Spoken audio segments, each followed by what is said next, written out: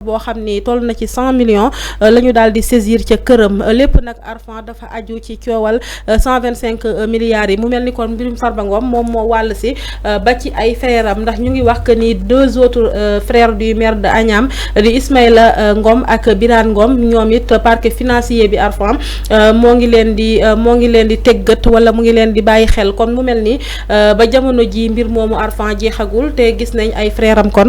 moom Farba Ngom ñu leen ci tudd est-ce que Arfan du woon lii moom moo tax boobu ba tey ñuy bañal Farba Ngom caution yi nga xam ni mi ngi koy dugal. oui balaa may ñëw ci le cas Farba Ngom damay nuyu d'abord ñi nekk ci bunt bi. man mel ni LD TV. nuyu aussi sa turandoor Ami Diallo. Ami Diallo. nuyu aussi Jacqueline Troupé. merci beaucoup Jacqueline Troupé donc ci aussi fidélité am et constance am. suñu mami boobu depuis Bruxelles. merci beaucoup Jacqueline Troupé alors donc su ma ñëwee ci le cas de Farba Ngom. Farba moom daanaka famille am yëpp la dugal ci affaire yi. parce que. keroog ba ñu koy jàpp CENTIF ba muy def rapport bi defe na dafa cité le nom de Ismaïla Ngom mooy frère am boobu balaa ñu ñëw ci Demba Ngom Ismaïla Ngom a été cité dans l'affaire Farba Ngom ci rapport boobu jógoon CENTIF te ñu tuddee ci société Tahirou Sarr bu Sofico te dañu ne transaction jóge na ci compte Ismaïla Ngom qui est le frère direct à Farba Mohamedou Farba Ngom et aussi jóge na am na transaction bu jógee ci compte Farba dem ci compte Ismaïla qui est son frère. Il y a aussi des transactions yu jógee ci la société Sofico donc ñëw ci ay compte Farba Ngom et aussi création de société écran yoo xamante ne on a cité aussi les frères de Farba. ci aussi wàllum blanchiment de capitaux boo xoolee sax Demba Ngom bi ngay wax nii tey ci blanchiment de capitaux lañ ko jàppee parce que dañu ne dafay yëngu ci waanam société alimentaire boo xamante ne ci loolu lay yëngu il fait la sous-région le Burkina donc tout ça keroog ba ñu koy jàpp démb bu ñu koy jàpp dañ ko fekk ci benn atelier couture boo xamante ne dafa ne xaritam moo ko moom. Voilà ce que la presse a relaté donc des informations boo xamante ne moom moo jógee ci donc l'officier de police judiciaire boo xamante ne moom moo ko arrêté démb moom le frère de Farba Ngom Demba Ngom boo gisee ma def paramètres yooyu yëpp c'est-à-dire que pour mën a expliquer Sénégalais ni que Farba a réussi à mettre dedans toute sa famille mooy maanaam il a impliqué toute sa famille donc tey ci lu ñu ko toppee. Les gens qui parlaient de la caution de Farba ni que dañ ko war a libérer dañuy Farba dafa soumettre une caution donc il devait être automatiquement libéré ma ne leen def leen très attention parce que aussi quand on ouvre une information judiciaire voilà yoon buy enquête ci le dossier Farba dafay am yeneen information yoo xamante ne askan bi amu ko dafay am yeneen information yoo xamante ne ñoom war nañu ko mën a topp saytu ko ba mu leer nen est-ce que Farba ci lu ñu ko jàppee suite à ce rapport là bi jógee CENTIF est-ce que il est le seul ça aussi c'est une autre question est-ce que Farba n'a pas de complice c'est une autre question est-ce que Farba dossier boobu il n'a pas impliqué donc sa famille wala c'est ay xaritam wala ay jegeñaaleem wala ay leneen tey li nekk di feeñ ci comment dire justice bi on voit les frères de Farba les frères soit des frères de sang direct ou bien ay frères yoo xamante ne ay peut-être ay xaritam yu jege ñaaleem tey ñu ngi leen di daaneel benn par benn suite donc à donc des informations yoo xamante ne ci moom Farba la déparé tey lu ñu doon toppee Farba ci blanchiment de capitaux moom la ñu toppee tey frère am Demba Ngom donc il y a une corrélation il y a une comment dirais-je boo jëlee ñaari faits yi ñaari infraction wala ñaari délits yi entre création de comment dirais-je blanchiment de capitaux ba ñu toppee woon Farba et aussi blanchiment de capitaux ba ñuy toppee tey son frère Demba comment dirais-je Ngom il y a une ressemblance dafa am ressemblance c'est les mêmes faits donc loolu nit ñi war nañu def très attention te ñu gëstu pourquoi ces faits similaires ñu ñu toppee Farba moom la ñuy toppee ses frères pourquoi est-ce que les prêtres de nom yu ñu doon wax ami est-ce que amul les prêtres de nom est-ce que prêtres de nom yi amul est-ce que Farba jëlul ay frères am impliqué leen ci la chose comme ay prêtres non tey ñoom la ñuy toppee ces frères là donc li ma doon wax mu ngi nii commencé na bouger le dossier Farba commencé na bouger le dossier Farba commencé na feeñal yeneen mbir yoo xamante ne amaana sénégalais xamuñu ko woon moo tax justice le temps de la justice reste le temps de la justice parfois nit ñi yàkkamti parfois nit ñi wax ay choses yoo xamante ay wax yoo xamante ne justice xam na lu mu xam ba pare ne tekk continuer di liggéey aujourd'hui d'autres informations donc viennent au niveau de la toile viennent au niveau de la population comme quoi que des frères directs à Farba sont impliqués te même fait similaire lañ leen toppee donc ami je crois que loolu ay information de taille yoo xamante ne askan wi mën na ku nekk mën na am interprétation boppam pourquoi Farba n'a pas été libéré malgré ces cautions qu'il a eu à déposer man interrogation bi defe naa foofu la nekk kon tey ak li xew mën nañoo jàpp ni li nga xam ni moo di justice lépp lu mu def rek peut-être am na fu mu ko teg parce que dafa am ñuy nekk ci kii yi nu mu tudd ni ñu nekk ci télévision yi di commenter naan pourquoi ñiy joxe caution ñu bàyyi leen am ñoo xam ni tamit dañoo joxe caution bàyyi wuñ leen kon tey mën nañoo comprendre que ni ku joxe caution te bàyyi wuñ la tamit peut-être enquête bi moom moo ko laaj. oui la caution ne garantit pas la liberté c'est-à-dire que il faut que ñu wax ko ñi pour ñu comprendre c'est comme si boo joxee caution wala caution c'est synonyme de liberté non la caution xam nga cas Covid bi dafa am ñoo xam ne joxe caution ñu libéré leen exactement damay ñëw léegi ci caution bi boo gisee ma commencé ne waxal sénégalais ni que caution n'est pas égale à liberté parce que même ñu may liberté may ñu leen liberté totale liberté provisoire lañ leen may mooy maanaam dañ leen continuer di suivre am na ñoo xamante ne dañoo joxe caution ba pare ñu def leen contrôle judiciaire mooy maanaam chaque vendredi chaque fin de semaine nga ñëw émarger pour ñu xam ni que yow yaa ngi fii Sénégal ba pare yow dañuy nangu sa passeport imagine nga joxe caution ba pare ñu nangu say këyit mooy maanaam munoo tukki munoo dem fenn mais loolu voilà yaa ngi ci loxo justice ba léegi donc ça ne garantit pas moo tax ma ne la caution ne garantit pas la liberté totale même Farba bu ñuy wax ni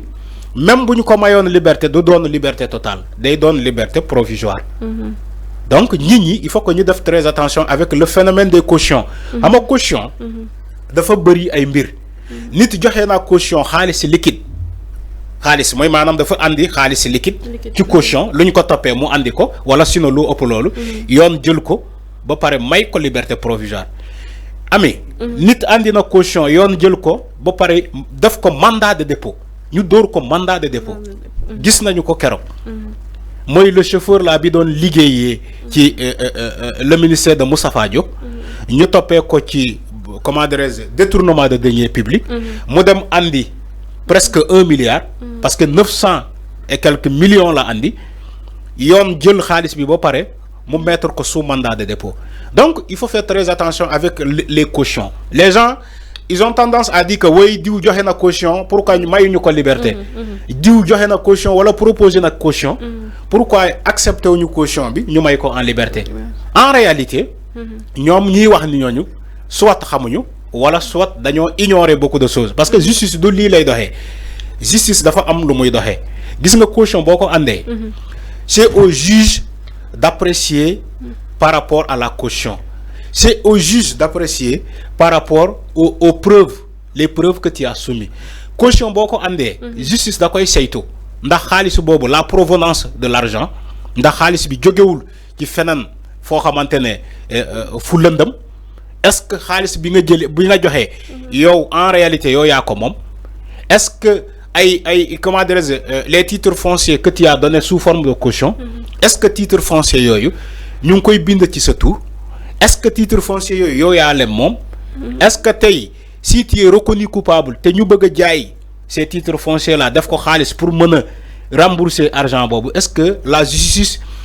mën na jaay ces titres fonciers là xam nga loolu yëpp il faut que ces paramètres là ñi yaatal ko pour sénégalais yi xam les manipulateurs ñom ñoy ñëw di naan woy Farba andi na caution ba légui bëgguñu nangu caution bi nangu nañu caution Mademba nangu caution Massamba mais pourquoi nanguñu caution Farba alors que il y a des informations yo xamante les gens ignorent ces informations là ak fi enquête bi di voilà ak fi enquête bi di tollu tay enquête Farba révèle beaucoup de choses. Pourtant, on ne le dit pas à la presse. Même si il y a quelques éléments comme ces frères-là, ils ont épinglé les mêmes délits. Il y a une enquête qui fait justice, que c'est moi. Donc, moi, le temps de la justice reste le temps de la justice. Parfois, nous avons mais justice, moi, parfois, nous avons tout le monde justice, ni que justice des vainqueurs, oui, justice bi nanguna caution diou, oui, justice bi nangul caution diou. Pourquoi Maïsraël n'est que pôle financier judiciaire nangou caution Farba. Faut la bëgg expliquer, faut la donner expliquer pour Sénégalais comprendre. Parfois, les titres fonciers que Farba a présentés, yenen ñoo xamantene ay prête non la nekul ci touram. Parfois aussi, l'argent qui a été soumis, ken ba légui justice il faut que mu càmbar pour xam xaliss bobu fu mu joggé ndax joggéwul ci jaay sinébar ndax joggéwul ci jaayum walum drogue wala fenen fu lëndëm lolou yeb justice da koy saytu ba mu mat et aussi les titres fonciers fofu la bëgg daanelé ni que yoon aussi da fay def ay expertise contre expertise pour xam la valeur réelle donc des titres voilà des terrains des maisons que tu as soumis sous forme de caution lolou yeb da fay laaj temps dafay laaj temps dafay jël temps contrairement à celui qui a mené l'argent liquide te ñu saytu ko ba xam ni que xaalis bi ni jógewul fu lëndëm kooku dañuy récupérer xaalis bi ba pare may ko liberté provisoire sous l'appréciation du juge mais c'est pas l'appréciation de l'agent judiciaire de l'État comme on veut le faire croire aux Sénégalais. Parfois on dit pourquoi l'agent judiciaire de l'État du Sénégal a accepté la caution de Farba voilà de Tahirou et que le juge n'a pas accepté cette caution. Donc les deux ne sont pas les mêmes. L'agent judiciaire n'est pas le juge. L'agent judiciaire, il défend les intérêts financiers de l'État. Il est émanant donc du ministère des Finances, alors que le juge il est indépendant. L'agent judiciaire de l'État il n'est pas indépendant. Il travaille pour l'État. Alors que le juge, lui, il est indépendant. Il n'a pas de parti pris. Il agit sous l'autorité de la loi. Et il rend cette justice-là au nom du peuple. Donc le juge n'a pas de patron. Son seul patron, c'est le peuple. Moi, le juge, il a indépendance. Voilà. amna solo bu baax Arfan kon mbirum Farba Ngom luñ ci gëna mëna comprendre rek moy peut-être question yi nga xamni doon nañ ko lankal tay gis nañ fi nga xamni fofu la enquête bi aboutir ndax ay frères am ñu leen ci tuddu te gis nañ ni hormis ki nga xamni modi Demba Ngom gis nañ aussi ki nga xamni modi Ismaïla ak Birane Ngom ñomit pôle judiciaire financier ñu ngi ci seen ay tank mi ngi non il a impliqué tous ses frères oui, tous ses frères Farba a impliqué tous ses frères dafa dugalé sang yi famille wam te yakarna Alpha lol tamit jangat la pour ñi nga xamni am nañ ay poste de responsabilité wala am nañ ben daraja ci dëkk bi ñu bañ di impliquer seen ay frères parce que ëlëk mom motax mais ñom luñu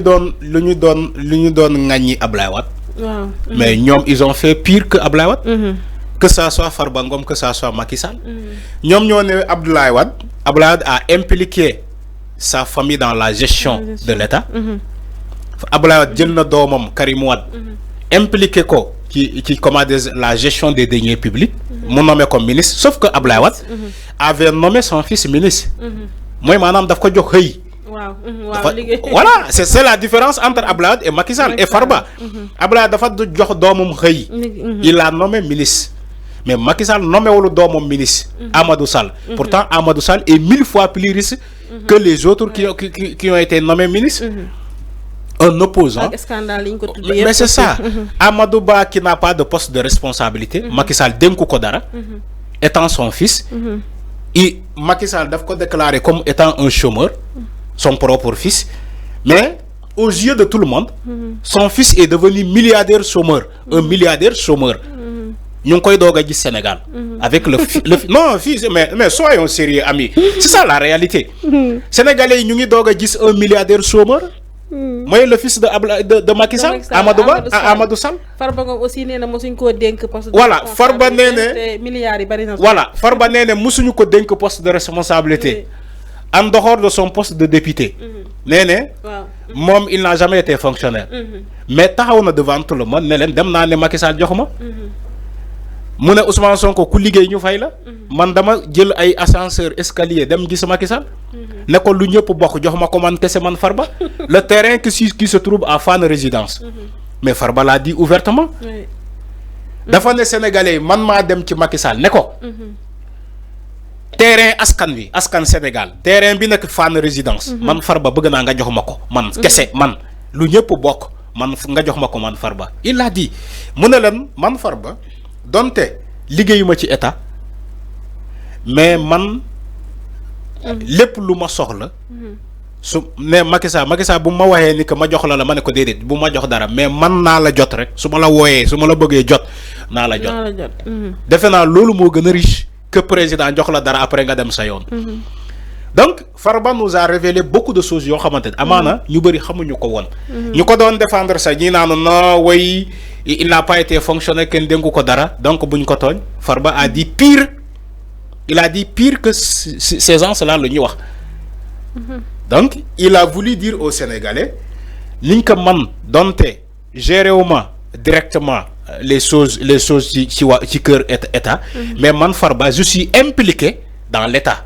J'étais au cœur du système, man Farba. J'étais au cœur de l'État. C'est ce qu'il a dit aux Sénégalais. Donc, lolo amna. Aujourd'hui, que ça soit Macky Sall, que ça soit Farba, ils ont impliqué leur famille